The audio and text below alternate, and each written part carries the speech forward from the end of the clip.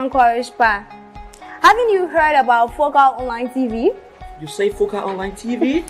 Focal Online TV is located within a Tobo Village community along the Japanese Highway. Tell me more about the platform. This platform, called Focal Online TV Daily Edition of Inside the Print Media, does not encourage any form of dialogue between the viewers and the presenters. Oh, you mean nobody calling there? No, you can't call on a show. Let me talking out like when we're no calling there.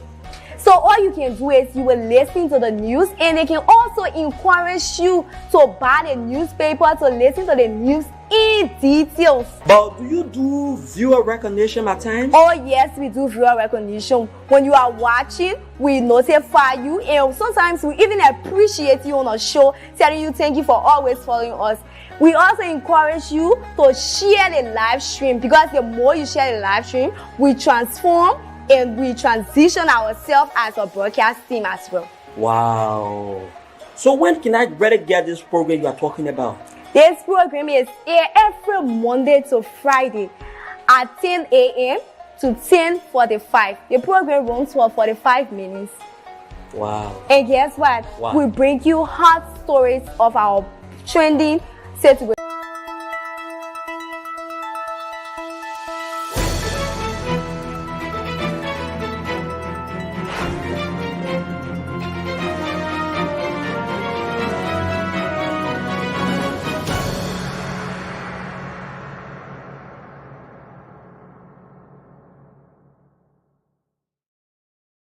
Pleasant good morning, good evening, good afternoon, wherever you are watching us from, and welcome to Focal Online TV. Welcome to the daily edition of Inside the Print Media. This morning, I'm excited to be here today to bring to you these informative information relating to our country, Liberia, and the world at large, only on Focal Online TV, the daily edition of Inside the Print Media. So for today, let's look at our news headlines. From Daily Observer, what is in the print this morning? War crimes court imminent. War crimes court imminent. This is from Daily Observer newspaper. And lastly, we had LEC PSU officers arrested over death of Caldwell residents. LEC PSU officers arrested over death of Caldwell resident. This is interesting. Let's dive into the New Dawn newspaper, where we have important information from our source this morning. And of course, drama at NASCAR. Drama at NASCAR. This is another interesting news story here on the New Dawn newspaper. Scrap dealers to review government policies affecting them. Scrap dealers to review government policies affecting them. Quickly, we now run to the Front Page African newspaper. And Front Page African newspaper has war crime court of Liberia to be established on Liberian soil. Wow, this is interesting. Behind the wheel, Liberian women embrace keke driving. Behind the wheel, Liberian women embrace keke driving as economic opportunity. This is so interesting. Consider Murphy can at least stop UP officials to take over office in charge of NASCAR amid purported appointment by President Bouaka. Concerned indigenous of Ura Conan calls for swift investigation into Kenjor violence incident. This is how we run quickly to the Hot Pepper newspaper, where we have our concluding headlines from Hot Pepper newspaper. What is in the print this morning from Hot Pepper newspaper is so much interesting, and I hope you still can stay with us as we go through the Hot Pepper newspaper. So Hot Pepper newspaper said Glasgow questions Lipa's integrity after prolonged inquest against LFA. Glasgow questions LICPA's integrity after prolonged inquest against LFA. Concerned about situation at the Bababurn camp. This is from Hot Pepper newspaper. Thanks to you folks for joining us this morning. This is how we do a recap on our news headlines here on Focal Online TV and this platform called the Daily Edition of Inside the Print Media. My name is Greg Encourage Park, and I serve as your presenter here this morning on the Daily Edition of Inside the Print Media. Let's take a short break. When we get back, we proceed with our news presentation for today, beginning from the Daily Observer newspaper. Please stay with me as I'll be right back shortly. Hello, hello, dear. My name is K. Lyndon Toba. I'm in search of a platform where I can get credible information of our daily happenings in Liberia and the world at large. Hello, Lyndon Toba. My name is Greg Encourage Park. Haven't you heard about Focal Online TV? You say Focal Online TV? Focal Online TV is located within a Tobo village community along the Japanese highway. Tell me more about the platform. This platform, called Focal Online TV Daily Edition of Inside the Print Media, does not encourage any form of dialogue between the viewers and the presenters. Oh, you mean nobody calling there? No, you can't call on a show. Let me talking out like with no calling there. So all you can do is you will listen to the news, and they can also encourage you to buy the newspaper to listen to the news in details. But do you do viewer recognition at times? Oh yes, we do viewer recognition. When you are watching, we notify you, and sometimes we even appreciate you on a show, telling you thank you for always following us. We also encourage you to share the live stream, because the more you share the live stream, we transform and we transition ourselves as a broadcast team as well. Wow. So when can I better get this program you are talking about? This program is aired every Monday to Friday at 10 a.m. to 10:45. The program runs for 45 minutes. Wow. And guess what? Wow. We bring you hot stories of our trending situation within our country, Liberia. Imagine hearing stories from Hot Pepper newspaper, from the Daily Observer newspaper, from Front Page Africa. Are you a lover of Front Page Africa? Oh yes, I'm a lover of Front Page Africa, and the Women Voices, and a lot more. Not forgetting international news, BBC, wow. CNN, ABC News. We bring you headlines from those standpoints. Wow, that is very, very, very amazing. So we say, join us every day on the daily edition of Inside the Print Media at 10 a.m. with the headlines of top stories in our country and the world at large on Focal Online TV.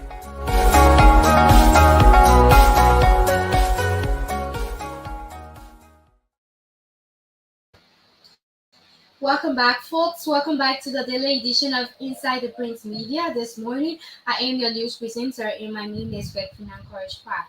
So, for the Daily Observer newspaper, war crimes quote imminent. War crimes quote imminent. On Monday, March 4, 2024, members of the House of Representatives of the 54 legislature began signing a resolution calling for the establishment of the War and Economic Crimes Court for Liberia. A few hours after, and Global Criminal Justice JJCL and JGCJ, with Speaker Councillor J. Funatikova and some members of the House leadership at the Capitol. The proposal of this establishment of the War and Economic Crimes Court in Liberia was made by Montserrat County District Number 3 Representative Sumo K. Moba. Speaker Councillor J. Funati Kofa, Montserrat County District Number 6 and 3 Representatives Samuel Edders and Sumo Moba, respectively, and 12 others affixed their signatures, respectively, to the landmark resolution supporting the establishment of a war crimes court to give justice to victims and survivors of the 14-year civil war in Liberia. On his page,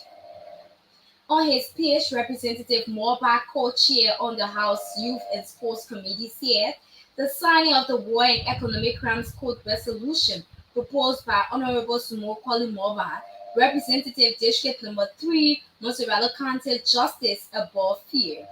Also, Representative Anders, the co-chairman on executive, on his Facebook page Monday evening wrote, today has signed the War and Economic Crime Court resolution for the second time. This is about justice for our country, not an attack on an individual. The lawmakers pledged their support to the creation of the War and Economic Crimes Court and called on President Joseph Limon Boakai to work with the United Nations and international partners, institutions, and civil society organizations for assistance in establishing the Extraordinary Criminal Court in Liberia in a manner that allows the trial of international crimes in accordance with international standards and best practices.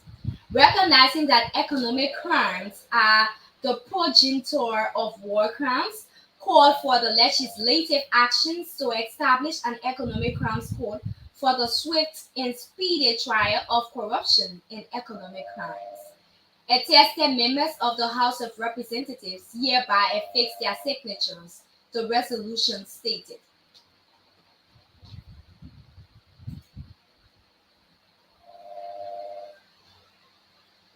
LECPSU arrested over death of Caswell resident.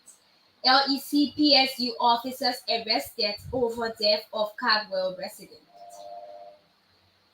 Inspector General of Police um, Gregory Coleman over the weekend announced the arrest of the PSU officers in the LEC anti-power theft coup involved in the death of the 42-year-old Josephus S. Tupe of Caldwell.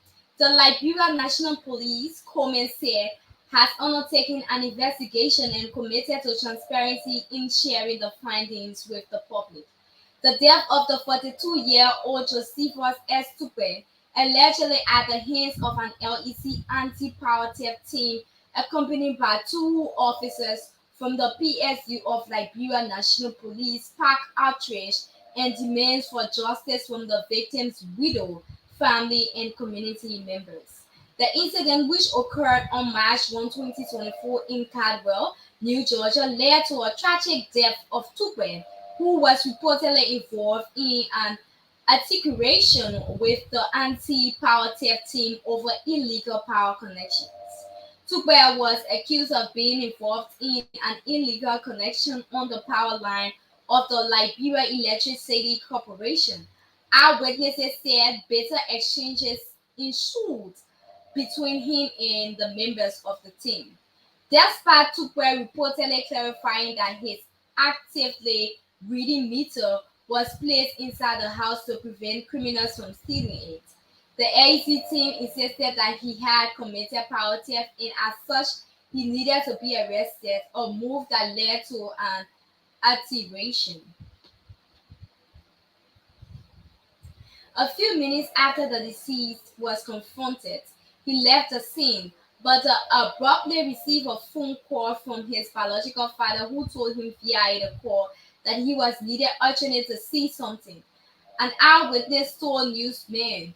Upon this return, he and the anti-power theft team got into another argument regarding the matter. This time, they began calling him a criminal, which prompted him to flee the scene, anticipating uncertainty. Eyewitnesses described a hostile encounter with the victim, seeking refuge in his mother's house but facing continued aggression from the team. He ran for his life and entered our house to seek refuge, but it was unfortunate for him that members of the power theft team later ran behind him and beat him with a helmet, pillar, and other instruments that made him helpless and later pronounced dead when taken to the nearest clinic, the neighbor said. Josephus could not speak and was breathing heavily for his life. The neighbor's son held Josephus' hand and was attacked by two power theft team members who ran and said, "We will finish with you today." My son said, "No one, and no, you cannot be knocking the man like this." That's how I laid down on him and my whole lapa dropped. They started knocking me and called for their car and they came and the officers with a gun came and Josephus showed hands and the officer handcuffed on him. In that period, several other men came and they started knocking his head with helmets and four men knocked my son's neck, the eyewitnesses revealed. The brutal nature of the Alleged assaults, including the use of tools and firearms by the officials and officers, has raised serious concern and calls for accountability. This is from the Daily Observer newspaper. We quickly move over to the Newtown newspaper for another interesting news presentation this morning. Drama at NASCO. The head of the agency, who is serving a tenure position, Mr. Dewitt von Bamos, is said to be out of Liberia on reported medical issues. A drama issue at the National Social Security and Welfare Corporation, that is NASCOP, on Monday, 4 March 2024, when senior management team told a presidential nominee that the entity still has an official serving attorney, accompanied by the ruling party, the ruling Unity Party, and other top government officials. Newly appointed NASCOP officers in charge, Councillor Murphy Cannon, had gone to meet with the entity's senior management and presented his appointment letter from the executive mansion.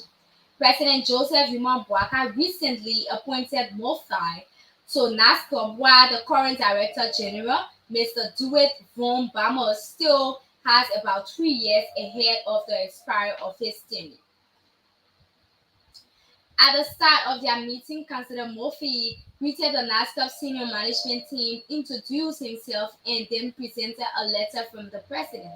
Upon receipt of this letter, the head of the NASCOP senior management team informed the nominee that she had been informed by Mr. von Bamos that von Bamos, was still in charge as Director General of NASCOP. According to her, Mr. von Bamos had told her that Councillor Cannon has to make contact with the executive mansion. She informed Councillor Cannon that Mr. von Bamos said the executive mansion had informed him that von Bamos, was still the head of NASCOP. Additionally, the head of the senior management team disclosed that von Bamos had told her that as head of NASCOP, he has not received any official communication from the executive mansion, and there is nothing on the mansion's website regarding this development. She therefore asked Councillor Cannon to hear from the executive mansion so that they can move forward. However, Councillor Cannon said he did not want to go back and forth on the matter as he took his letter and put it back in his envelope. It is not clear how some of the presidential nominations, especially those affecting tenure positions, are becoming a problem for President Joseph Yuma Boaka's administration.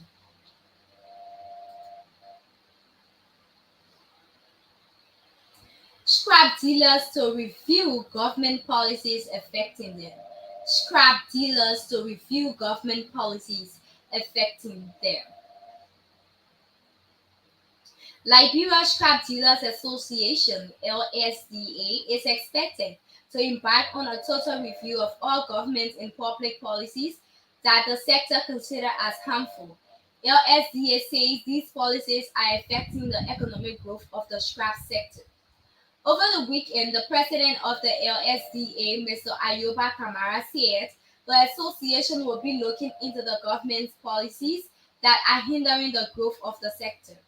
We will review all public policies of government that are haunting the scrap economic and general interests of the common who rely on the scrap industries for their daily needs and survival of their families, Mr. Kamara assured.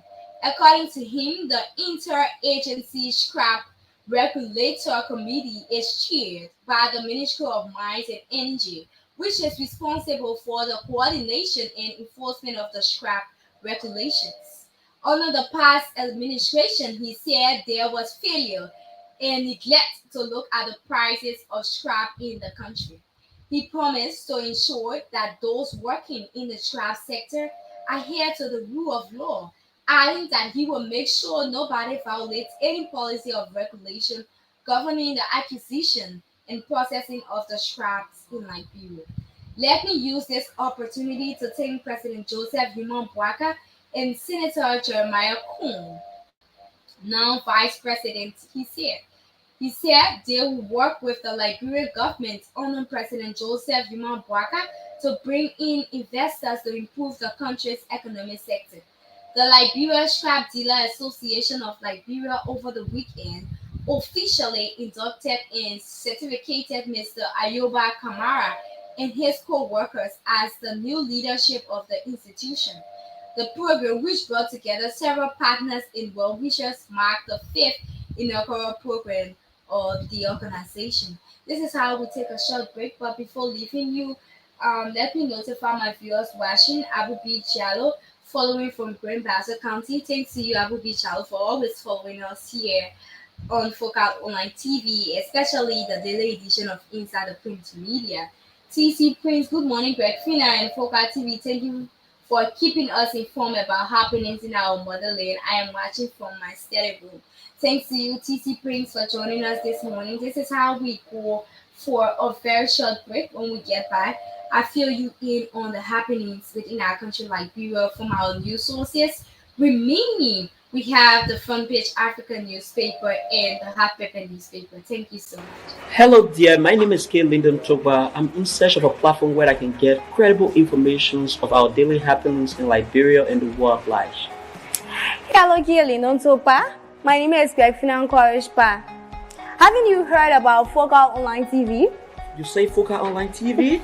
Focal Online TV is located within a Tobo village community along the Japanese highway. Tell me more about the platform. This platform, called Focal Online TV Daily Edition of Inside the Print Media, does not encourage any form of dialogue between the viewers and the presenters. Oh, you mean nobody calling there? No, you can't call on a show. Let me talking out like when we're no calling there. So all you can do is you will listen to the news, and they can also encourage you to buy the newspaper to listen to the news in details. But do you do viewer recognition at times? Oh yes, we do viewer recognition. When you are watching, we notify you, and sometimes we even appreciate you on a show, telling you thank you for always following us.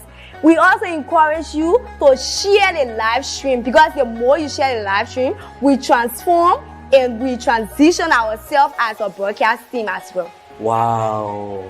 So when can I better get this program you are talking about? This program is aired every Monday to Friday at 10 a.m. to 10:45. The program runs for 45 minutes. Wow. And guess what? Wow. We bring you hot stories of our trending situation within our country, Liberia. Imagine hearing stories from Hot Pepper newspaper, from the Daily Observer newspaper, from Front Page Africa. Are you a lover of Front Page Africa? Oh yes, I'm a lover of Front Page Africa, and the Women Voices, and a lot more. Not forgetting international news, BBC, Wow. CNN, ABC News. We bring you headlines from those standpoints. Wow, that is very, very, very amazing. So we say, join us every day on the daily edition of Inside the Print Media at 10 a.m. with the headlines of top stories in our country and the world at large on Focal Online TV.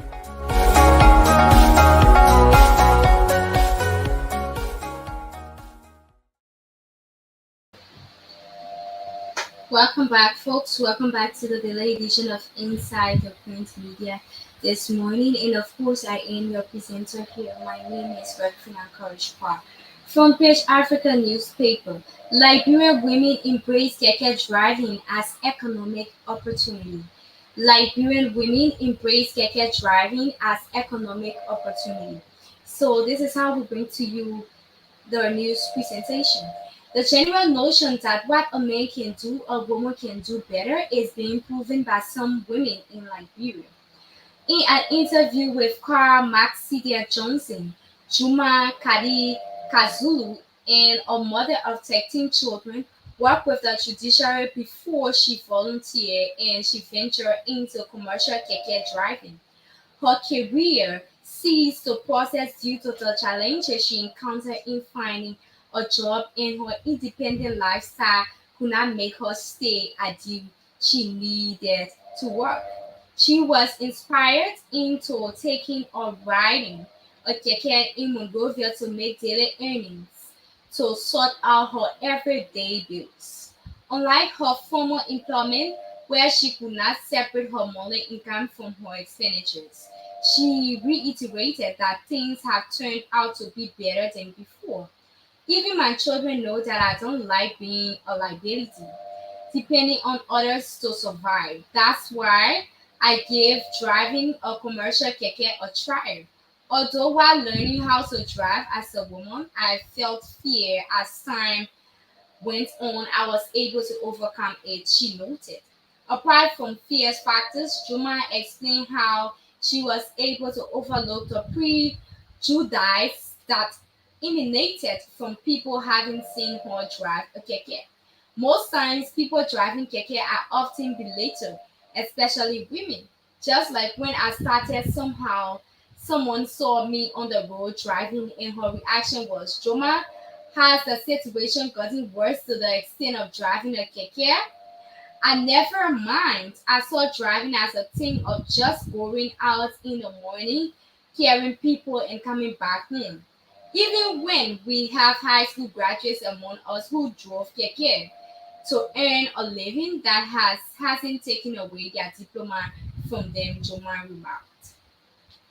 For Deborah Benson, 36, and a mother of three, she said she got the bonus to start driving keke for a living from the idea that if women could drive cars and motorcycles, then they can also drive keke without fear. Having worked as a teacher in a private school for 4 years, she explained how driving a keke is better advantage than her previous job. This is how we proceed to another headlines under the front page African newspaper. Consider Babu pushes the acceleration of peaceful coexistence in Liberia at induction of Fula governor. The dean of the Louis Arthur Graham School of Law, Dr. Consider Jala A. Babu, has stressed the need for the acceleration of peaceful coexistence in Liberia. Consider Babu, delivering a keynote addressing on Sunday, March 6, noted that the Fula community in Liberia is quite an integral component of the overall development of the country, and as such, they must be recognized because they contribute to development. He said Liberia is at a crossroads beyond election, and the expectation of people for a brand new country is immeasurable, which the new regime must address as a compelling need, noting that the desires of the Fulani community must not to be overlooked. So this is how we now transition to the last aspect of our news presentation for today. And this is the hard paper newspaper where we have our last presentation for today news reading. Concern about situation at Badubaran camp. This is interesting. Carrasco questioned LRCPA's integrity after long inquest against LFA. Senior female professional president Emmett Stage Carrasco has launched a scathing attack on the integrity and credibility of the Liberian Institute of Certified Public Accountants. Carrasco is concerned about LIPA's delay in releasing its findings from an investigation against Jider and Associates, which audited the Liberia Football Association (LFA) for 2022 after his complaint on June 2, 2023. We observe a difference of US 372,000 and US 5,587,425.25 minutes. In response to us, the LFA acknowledged and explained that the difference was a result of two figures: a loan from the FIFA of US $319,045 and US 56,866,000.67, which was Orange sponsor cash award to teams. We further informed that the loan and sponsorship was captured as part of the total cash income in the budget, which is in the budget, while in the audited financial statements, the loan was carried as borrowing and the auditor inadvertently didn't include the sponsorship amount as part of the total income in the audited financial statements. We wonder how come the LFA expended this huge amount and the auditor couldn't recognize this expenditure, especially if the expenditure was carried out through the institution's bank account. We are mostly concerned about this loan.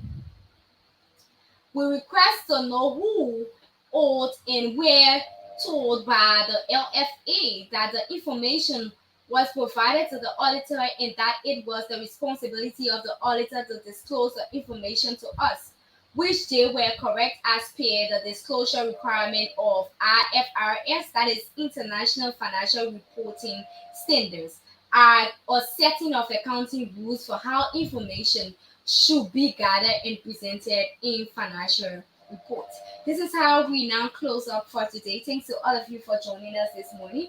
I do appreciate you for being on this platform. My name is Rekvina Courage Par, and I serve as your news presenter here on the daily edition of Inside the Print Media. I wish you a happy Tuesday.